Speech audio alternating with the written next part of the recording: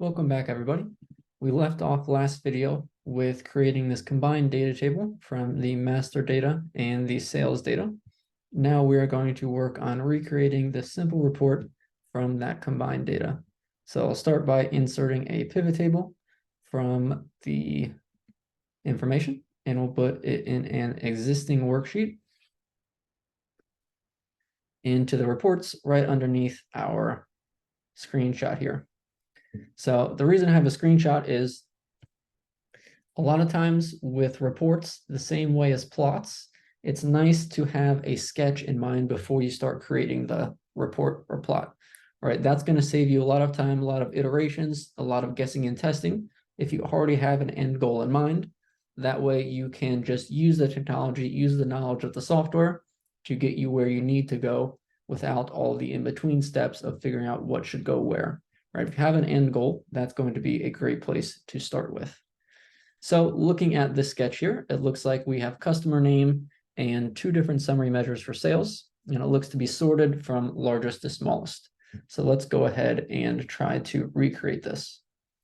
So we'll put customer name in the rows and sales twice in the values. And the first thing we can do is change the column names. So the first one, we want to be sales USD. When I do that, it already exists. So we need to add a space to make sure it works. And then the next one, we are going to ultimately change to be percentages, but we can go ahead and change the name as well. Sales percent. And we want to display values as percent of grand total. And then we can change the formatting of this one as well. Change the number format. We will give it 2 decimals, no decimals, but a thousands separator. And then the very last thing is to get the customer name. So that is a nice formula, a nice formatted column header. The goal is to be able to use as much of the functionality of the pivot tables as possible and not do anything manually. So I know we had to change these manually, but this one can actually be done by changing the design from compact to tabular form. That gets the row names in there. And then we can also sort. So sort largest to smallest, and that is the recreated pivot table. So job well done. Next report that we're going to make is going to summarize the quarterly sales amount by what type of product it is. And we're ultimately going to get a report for each individual region. So to create a new pivot table, let's just copy the old one, and then we will change the structure of it. So let's get rid of everything. And I already have an idea of what it should look like. I want quarterly sales. So quarterly sales, that deals with the dates. I want the dates to go across the top. So I'm going to add those in the columns. And then the product description, that's what I want to go down the report. So that's going to be in the rows. And we're looking by sales, the total amount of sales. So let's go ahead and put the sales USD. Amount of products, my apologies. So we're going to use quantity. So amount of products, we're going to use quantity in the value section. So if you notice that Excel automatically added this month's value to our pivot table, even though if we look in our data, right, it's just the date. There is no months. So Excel is smart, and when it's working with dates, it kind of automatically groups them. So it gives us this additional field that we can use in calculations, right? We can make a slicer off of this if we wanted to. And it also gives us the ability to kind of drill down into it. So if I click the plus sign, it shows me additional dates within that month. And I can collapse it as well. If I want to disable that feature, I can click the pivot table analyze tab at the top here.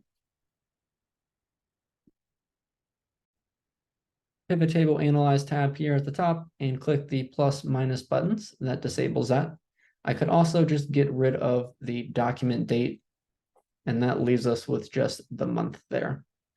But we ultimately want to have this as quarters, so we can regroup them to how we want. So let's say I want to have it by quarters.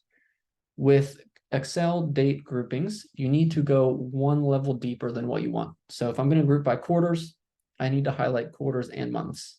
If I still want to keep months, I need to highlight quarters, months, and days. Just to demonstrate that, I'll do quarters and months first. So notice here now, I have it by quarters, but I lose the months field in my field list. So let's go ahead and change the grouping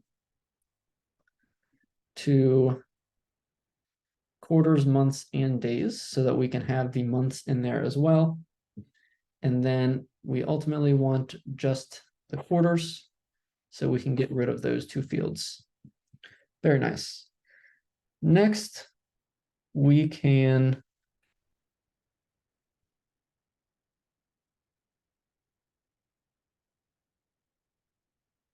rearrange these products a little bit. So we can also manually group other columns, other rows that aren't necessarily date values. To do that, we just need to highlight the ones that we want. So let's go ahead and highlight all of the men's clothing. And we can right click and group. And this first group we can label as men's. And then it also did a bunch of other groups, but we can kind of combine them with this. So if I highlight, now I'll do all of the women's.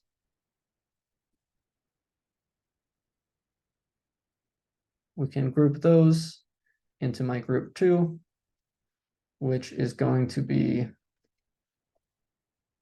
women's. And then we can change the unisex group. We can just change the name just to unisex so it matches the format of these other ones. And then we can also have an other group where we can put all of these smartphone and laptop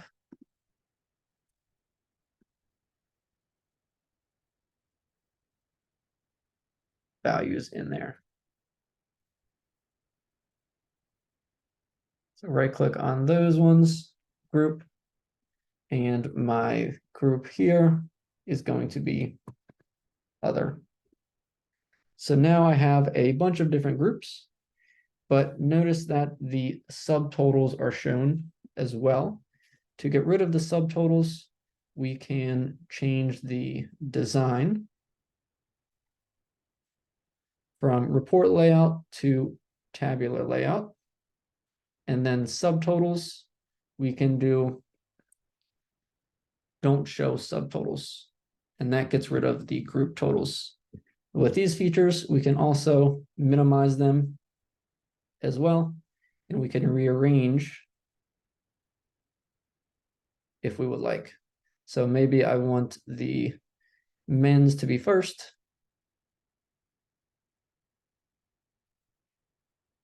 So I can click and drag it, and then followed by the women's. So we'll get the clothing, and then the unisex, and then the other. So now when I expand these, we have a different order for the products that are grouped, and in the tabular layout, it looks really nice. So this is the final report that we want to make for this video. In the next video, we will pick up with how to create this for each additional region.